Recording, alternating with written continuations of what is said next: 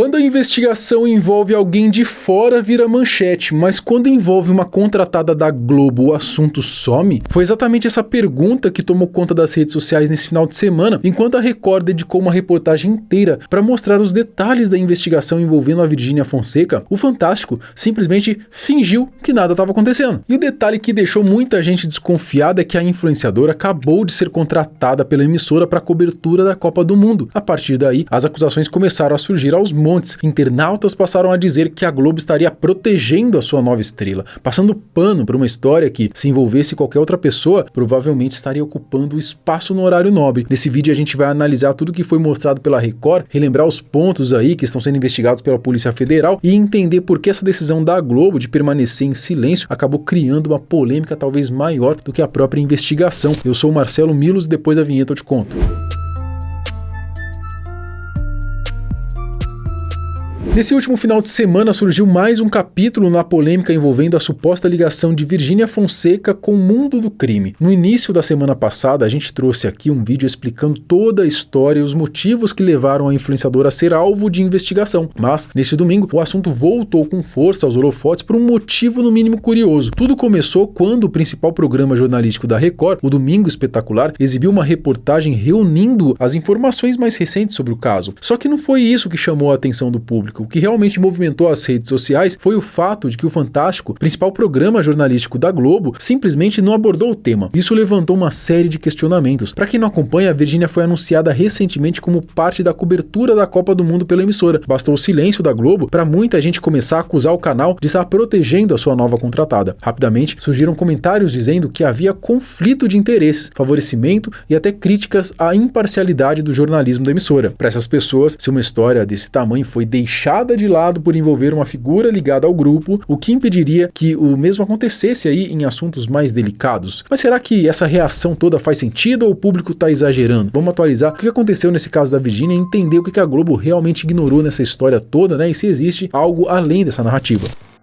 Todos esses questionamentos estão acontecendo porque a investigação da Polícia Federal sobre movimentações financeiras ligadas à Virgínia Fonseca ganhou ainda mais destaque após uma reportagem exibida pelo Domingo Espetacular no último domingo. Só para relembrar, né, o caso começou a ganhar força a partir de documentos reunidos depois do depoimento da influenciadora na CPI das Bets e envolve ali relatórios do COAF que analisam transações milionárias realizadas por empresas associadas a ela. Com isso, a Virgínia passou a ser mencionada em apurações relacionadas à divulgação de casas de apostas, movimentações consideradas atípicas e possíveis irregularidades fiscais e financeiras. Segundo a reportagem, os relatórios do COAF apontam que a Talismã Digital recebeu 22,4 milhões entre março e setembro de 2024. Desse valor, 21,4 milhões teriam sido transferidos por meio de 44 operações via Pix, além de mais de R$1 milhão movimentado através de TEDs. Alvo de uma investigação da Polícia Federal este ano, Virgínia Fonseca tem frequentado tanto o noticiário policial quanto do mercado de influenciadores.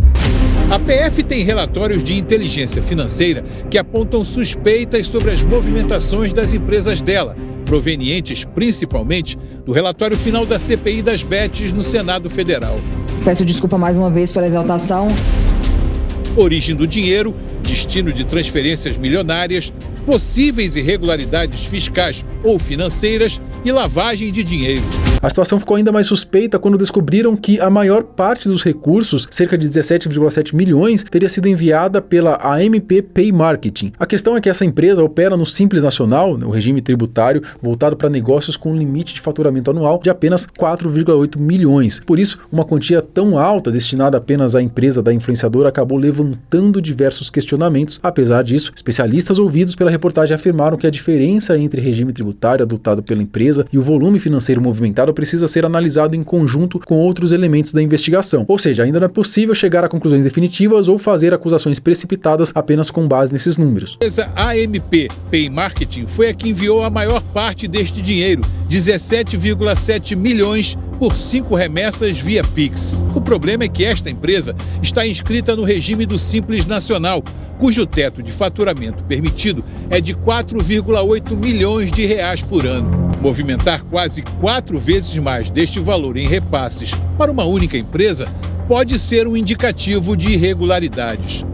Esse é um dos elementos que os investigadores vão avaliar num conjunto de diversos outros elementos para verificar se trata de uma negociação verdadeira, de uma negociação regular ou não, se é uma negociação com indícios de lavagem de dinheiro. Outro ponto abordado pela reportagem foi a da ligação indireta entre amigos, sócios de Samara e Thiago Stabile, amigos e parceiros de Virgínia na WePink, com a Karen Mori, conhecida como Japa do PCC. Como já mostramos para vocês em outras ocasiões, antes de fundarem a WePink ao lado da Virgínia, a Samara e o Thiago eram proprietários da Pink Lash junto com a Karen, que é viúva de um dos chefes da facção. Pela presença nas redes sociais de Virgínia, essa empresa teve um crescimento acelerado no faturamento, mês a mês, até ultrapassar a marca de R$1 bilhão. Mas a origem de tanto sucesso pode ser considerada, no mínimo, controversa. O cabelo duro ele é uma peça importantíssima para o PCC. Antes do tráfico internacional de drogas, o PCC ele tinha pouco dinheiro. Ele faturava 10 milhões por ano, enquanto hoje estima-se que ele fature 10 bilhões. Ele ajuda a inserir a logística do comércio ilegal de substâncias internacional dentro do PCC. Aí você consegue ver a importância do cara, Depois de deixar a sociedade com Stabile e Samara, Mori foi presa em casa pela Polícia Civil de São Paulo. Os policiais encontraram R$1 milhão e $50 mil em espécie e a Japa do PCC foi enquadrada por lavagem de dinheiro e associação ao crime. Ela aguarda julgamento. Para encerrar, a reportagem da Record também analisou a relação entre empresas ligadas à influenciadora, a processadora de pagamentos, a MPPay, e plataformas de apostas online. O programa relembrou o momento em que Virgínia foi convocada pela CPI das Bets em 2024 para prestar esclarecimentos sobre a divulgação de casas de apostas e os contratos envolvidos nesse mercado. A matéria também citou a chamada cláusula da desgraça, um modelo contratual que supostamente garantiria a influenciadores uma participação sobre as perdas de apostadores que se cadastrassem nas plataformas utilizando seus links de divulgação. Vale lembrar que, embora o relatório final da comissão tenha sido rejeitado, foram justamente os documentos reunidos durante os trabalhos da CPI que acabaram servindo como base para a abertura da investigação envolvendo a influenciadora pela Polícia Federal. A partir do momento em que se descobre que é um ato de lavagem, ficaria muito mais a cargo do próprio Ministério Público, que seria aqui o titular de uma ação penal, identificar dentro da lei se é um caso de dissimulação, se é um caso de ocultação. Em nota enviada ao Domingo Espetacular, a defesa de Virgínia negou qualquer irregularidade nas transações citadas, explicou os altos valores movimentados ali via Pix e também rejeitou qualquer ligação da influenciadora com o crime organizado. Segundo os advogados, as operações possuem justificativas legítimas e não há qualquer vínculo de Virgínia com atividades criminosas. Essa foi então a reportagem da Record, reunindo tudo que está sendo investigado envolvendo a Virgínia. Bom, sinceramente, não há nada muito diferente do que já havia sido revelado anteriormente e do que já havia sido divulgado pela revista Piauí. Ainda assim, a emissora fez o que muita gente esperava. Afinal, a gente está falando de uma das maiores influenciadoras do Brasil e de uma investigação que vinha dominando as redes sociais já nos últimos dias. E justamente por isso, muita gente também aguardava para ver qual seria a postura da Globo. O público ficou esperando alguma manifestação da emissora sobre a sua recente contratada e foi aí que começaram as críticas. Enquanto a Record dedicou espaço para detalhar as suspeitas e os pontos investigados, a Globo não exibiu nenhuma reportagem sobre o caso, que ganhou força justamente após Virgínia ser anunciada para produzir conteúdos ligados ao Domingão com Hulk durante a Copa do Mundo. O Fantástico, principal programa jornalístico da emissora, não trouxe nenhuma matéria sobre a investigação da Polícia Federal envolvendo a influenciadora naquele domingo, algo que rapidamente gerou aí repercussão nas redes sociais. Comentários ali como todo mundo sabe que se a Virgínia não estivesse na Globo, o Fantástico já teria feito uma reportagem sobre isso, apareceram uns montes ali no X. Fato é que esse silêncio acabou alimentando ainda mais as discussões. Para muitos, trata-se de um claro conflito de interesses. Para outros, é cedo para tirar qualquer conclusão. De uma forma ou de outra, a ausência de cobertura acabou virando notícia tanto quanto a própria investigação. E os internautas não perdoaram. Olha os comentários. O Domingo Espetacular fez o trabalho de casa que o Fantástico não irá fazer, porque Virgínia é contratada da Globo. Eles explicaram detalhes da investigação da Polícia Federal envolvendo Virgínia e colocaram até o rosto do Vini Júnior na reportagem. Não dá para saber, nesse momento pelo menos, se a Virgínia tem alguma culpa nessa história ou não, tá? Ela pode muito bem ser inocente, conseguir esclarecer todos os pontos levantados pelas investigações, mas, independentemente disso, tratar de um assunto que está gerando tanta repercussão nacional seria, no mínimo, esperado de um grande veículo de comunicação.